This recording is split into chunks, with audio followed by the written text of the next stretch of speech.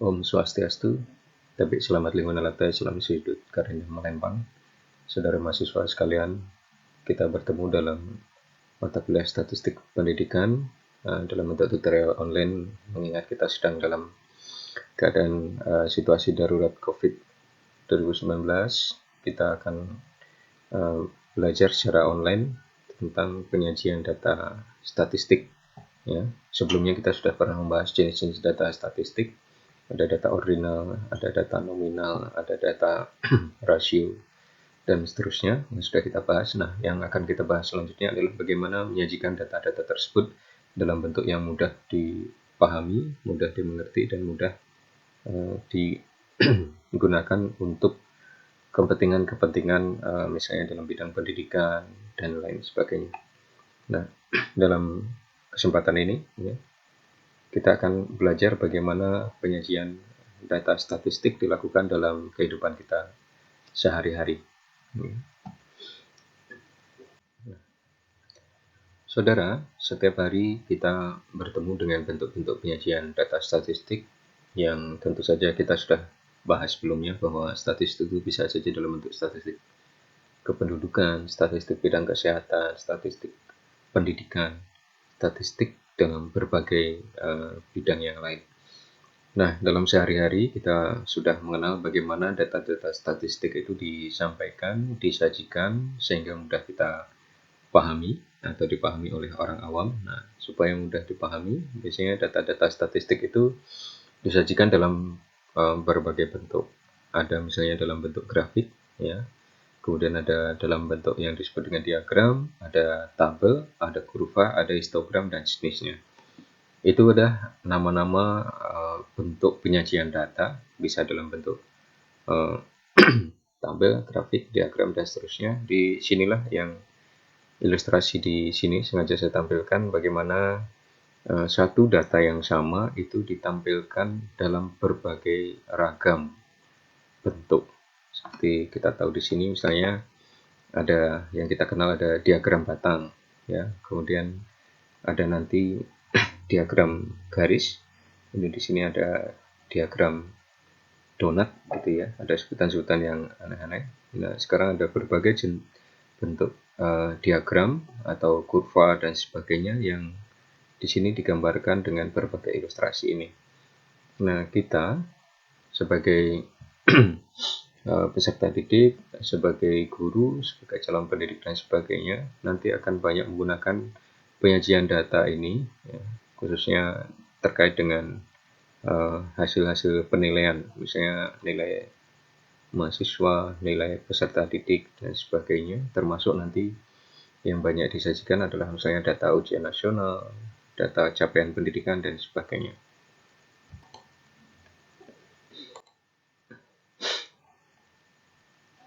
Dari sinilah nanti penyajian kita, ilustrasi yang akan kita bahas dalam kaitan dengan penyajian data ini.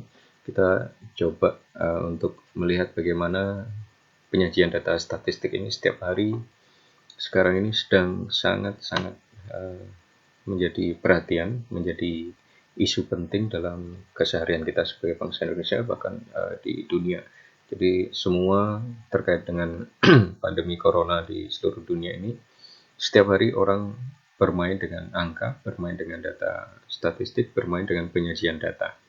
Tentu kita tahu bahwa setiap hari ini ya, yang Bapak Ahmad Yuryanto sebagai juru bicara penanganan COVID oleh pemerintah itu setiap hari tampil dalam rangka apa? Untuk menyajikan update, ya, update data terbaru terkait jumlah penduduk Indonesia yang mengalami virus corona ini, ya. Jadi setiap hari data-data itu akan diupdate.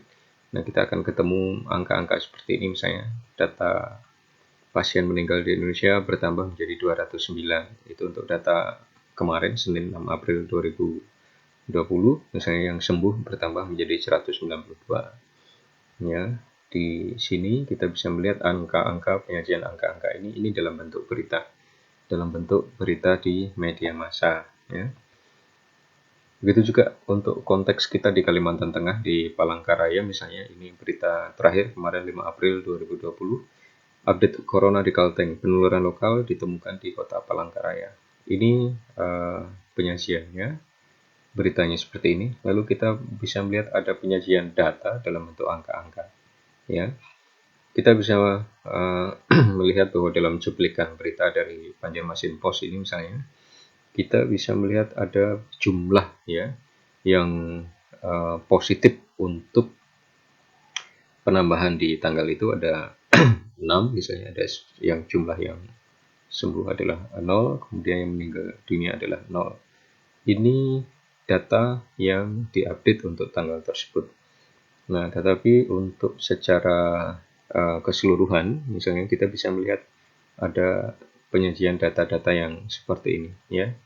Kita mengenal ada yang positif corona, kemudian ada orang dalam pantauan ODP misalnya yang dikhawatirkan nanti akan uh, rentan terkena penularan itu karena mungkin bisa saja mereka dalam kontak fisik secara langsung dengan orang atau pasien yang pernah betul-betul positif terkena corona. Kemudian ada namanya PDP ya. PDP itu pasien dalam pengawasan. Artinya mereka menunjukkan gejala-gejala yang sudah menunjukkan indikasi adanya penyakit corona tetapi sedang menunggu proses tes laboratorium untuk menentukan apakah mereka positif ataukah negatif. Nah, selama dalam proses itulah kemudian mereka disebut dengan PDP, pasien dalam pengawasan. Kemudian kita bisa melihat jumlah yang meninggal dan seterusnya. Jadi ini semua data-data ini disajikan sebagai data statistik yang akan memudahkan kita atau pembaca untuk memahami jumlah penularan corona setiap harinya, baik secara nasional maupun lokal. Nah, itu juga saudara, ini misalnya 4 April 2020 kemarin ada grafik status harian Kalimantan Tengah yang disajikan dalam bentuk ini ya, ada grafik yang seperti ini ya. Ini ada garis ya yang menunjukkan titik-titik peningkatan jumlah pasien. Nah, saudara, mengapa penyajian data statistik perlu dilakukan dengan menggunakan misalnya grafik, menggunakan diagram, menggunakan histogram dan sebagainya? Kita bisa melihat di sini bahwa dengan menggunakan angka-angka kemudian disajikan dalam bentuk seperti ini akan memudahkan kita untuk memahami misalnya kecenderungan sebuah fenomena, apakah terjadi kenaikan ataukah penurunan, peningkatan ataukah penurunan dalam tren perkembangannya. Nah, seperti ini misalnya dengan adanya garis-garis yang ditunjukkan, kemudian ada angka ini memudahkan kita untuk bisa memahami apa sebenarnya yang terjadi ya dengan kasus corona ini. Apakah akan ada peningkatan ataukah terjadi penurunan dan sebagainya. Inilah fungsi penting dari proses atau tata cara penyajian data, sehingga data yang disajikan itu mudah untuk dipahami, untuk dicerna, dianalisis, dan untuk kemudian dijadikan sebagai dasar untuk pengambilan keputusan.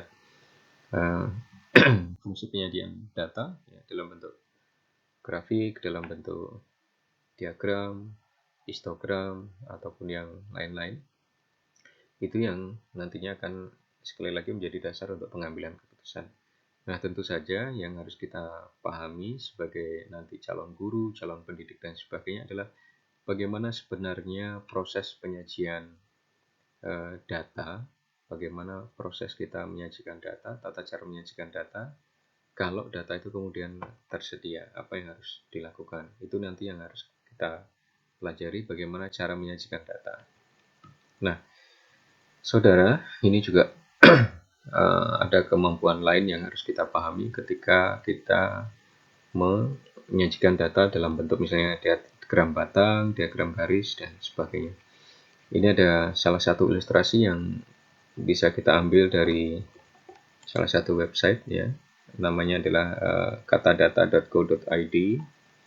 Ini saya ambil dari sana. Ini kita bisa melihat tadi ada tambahan 218 kasus baru COVID-19 di Indonesia per Senin 6 April 2020. Ya, saudara, ini kita bisa melihat bagaimana data ini disajikan atau cara kita membacanya. Ini yang kita coba lihat bagaimana sih dengan data seperti ini, bagaimana cara kita membacanya. Nah, di sini, saudara, ini bagian yang mendatar, ya. Ini digunakan untuk menyajikan tentang tanggal, ya. Di sini adalah tanggal. Kita bisa melihat misalnya memang tidak disajikan secara urut, misalnya Maret, ya, tanggal 2 Maret. Kemudian ini tentu saja kalau kita lihat ini mengacu pada saat Presiden Joko Widodo mengumumkan jumlah penderita yang pertama, ya. Ini ada Maret tanggal 2, kemudian ada tanggal 7 Maret, tanggal 12 Maret, tanggal 17 Maret, tanggal 22 Maret, tanggal 27 April sampai dengan tanggal 6 April kemarin. Nah, jadi ketika kita menyajikan data, kita bisa melihat atau menentukan bagaimana antara koordinat-koordinat yang ada ini, ya. Ada absis, ada ordinat, ada misalnya sumbu X dan sumbu Y. Kalau ini diagram batang, bagaimana kita menentukan sebelah mana di data kita yang akan kita pakai untuk misalnya ini tanggalnya, kemudian ini jumlah kasusnya, ya, seperti di sini. Di sini tulis keterangannya ada kasus, ya, ada kasus.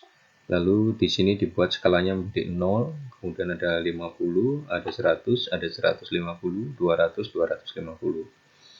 Ini cara kita membacanya adalah bahwa di sumbu X ini adalah tanggalnya, harian yang terjadi penambahan kasusnya, kemudian ini jumlah kasusnya. Dia dibuat berskala misalnya 50, kemudian 100, ada 150, 200, 250 dengan jarak yang sama. Nah, di sini kita bisa melihat misalnya ketika terakhir kemarin tanggal 6 April itu jumlahnya, ya, ada 218. Jadi ini tanggalnya 6 April, kemudian ini asumsinya adalah 250.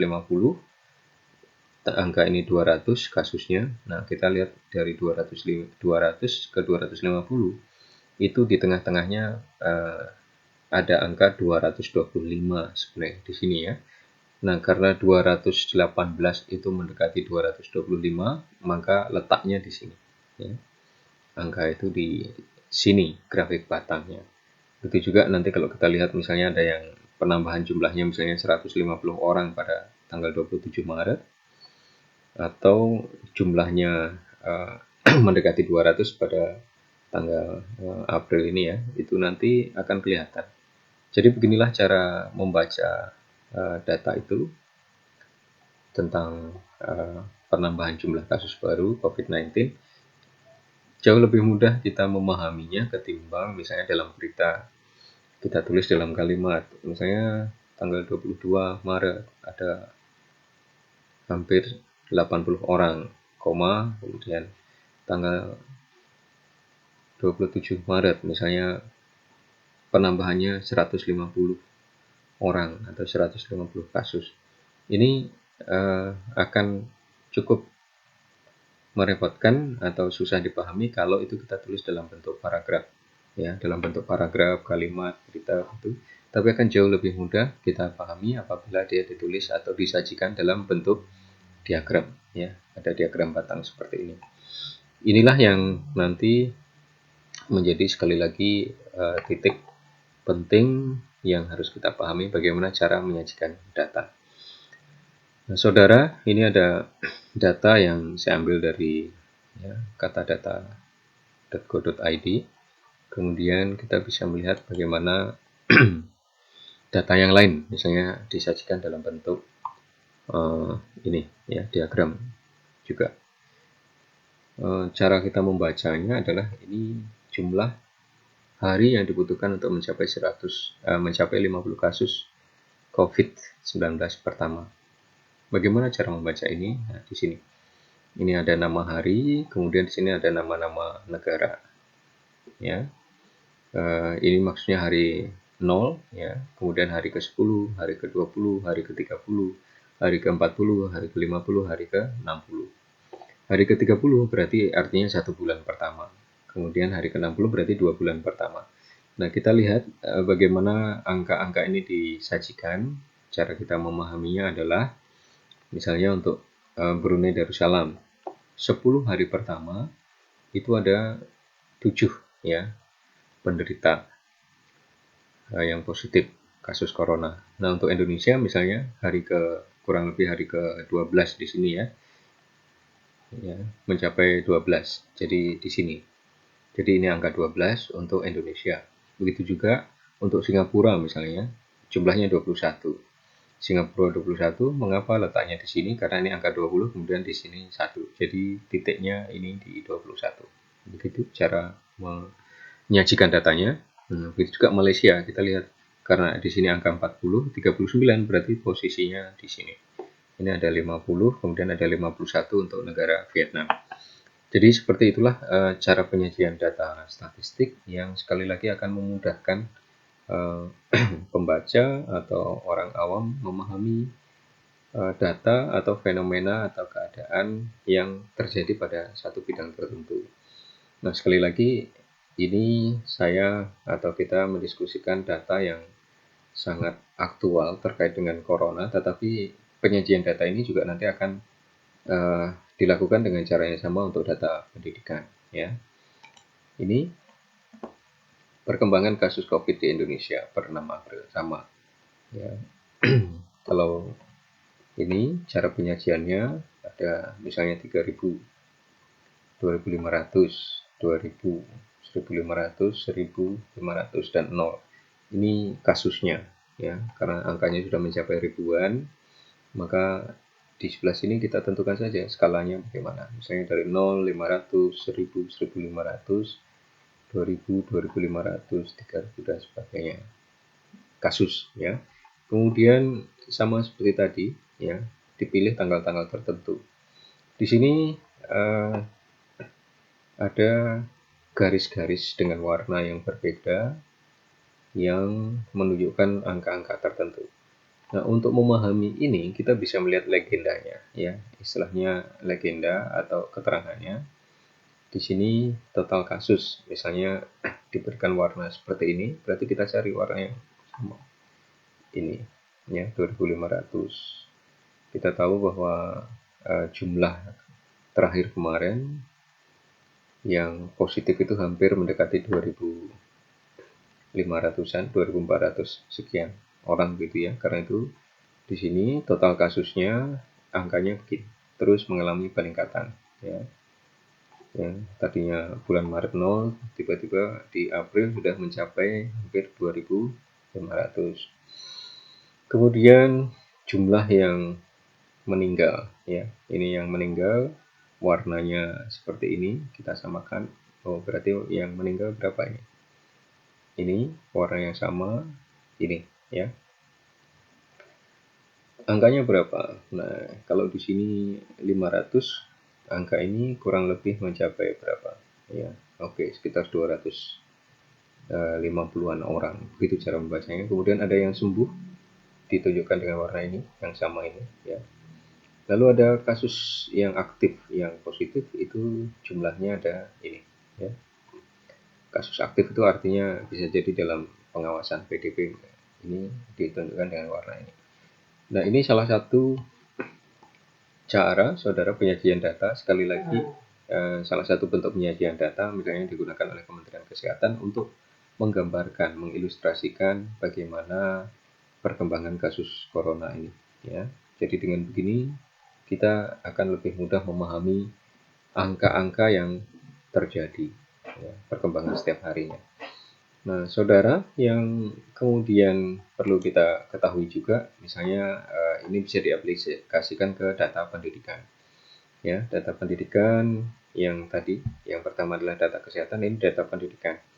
Di sini salah satu ilustrasi yang saya ambil, misalnya ada tahun-tahun dulu ini ya, data yang dahulu itu ada mata pelajaran yang diujikan secara nasional. Mungkin Anda sempat mendengar waktu itu ada misalnya ujian itu ada fisika, ada matematika, ada bahasa Inggris, ada kimia ya, atau nilai-nilai capaiannya ya. Kemudian di sini ada 2007 itu menunjukkan tahunnya ya. Kemudian 2008 itu ditanda dengan warna ini. Lalu putih ini menunjukkan tahun 2009. Nah, cara membacanya adalah nilainya. Ada 0,5, ada 1, ada 2 yang dapat nilai 3, nilai 4, nilai 5, dan sebagainya. Ini misalnya mata pelajaran fisika. Berarti di tahun 2007 gitu ya. Ini angkanya rata-ratanya hampir 4,5. Tapi kemudian di tahun 2008 itu terjadi penurunan. Itu cara membacanya ya. 2008 kemudian ternyata turun ya, atau iya turun karena memang ini satu mata pelajaran yang sama. Begitu juga terjadi penurunan lagi di tahun 2009. Nah, ini saudara cara kita membaca datanya, yang kemudian pertanyaan kita adalah bagaimana data aslinya ya, bagaimana data asli angka-angka ini diperoleh, bagaimana cara kita mengerjakannya. Nanti kita akan pelajari dalam pelajaran selanjutnya bahwa sebenarnya ini ada istilahnya data-data mentah yang kemudian perlu kita olah untuk dijadikan tabel, diagram, histogram, grafik, dan sebagainya. Nanti akan kita pelajari bersama di bagian selanjutnya.